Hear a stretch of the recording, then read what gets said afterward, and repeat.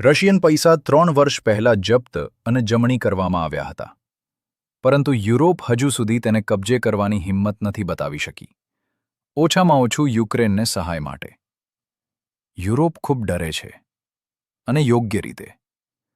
આ સમસ્યાને કાનૂની દૃષ્ટિકોણથી જોઈએ. રશિયા અને યુરોપ વચ્ચે ઘણા વેપાર કરાર થયા છે. સત્તાવાર રીતે કોઈ યુદ્ધ નથી, કોઈએ યુદ્ધ જાહેર કર્યું નથી. અને અચાનક યુરોપિયન યુનિયન રશિયન પૈસા લઈ રહી છે. કાનૂની દૃષ્ટિકોણથી આ એક ગુનો છે. તે અન્ય લોકોની મિલકતના અખંડિતતાના નિયમોનું ઉલ્લંઘન છે. વિવિધ દેશોના ઘણા રોકાણકારો અને જમાવટકારો, જેમને યુરોપમાં પૈસા અને મિલકત છે, સમજી શકે છે કે તેમને પણ તે રીતે વર્તવામાં આવી શકે છે.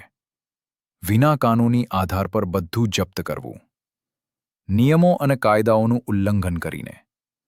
તો યુરોપમાં પૈસા રોકાણ કરવાનો શું અર્થ છે જો તેની સલામતીની કોઈ ગેરંટી નથી? જો યુરોપ રશિયન પૈસા જપ્ત કરે તો તે પોતાની પાયાને નષ્ટ કરશે.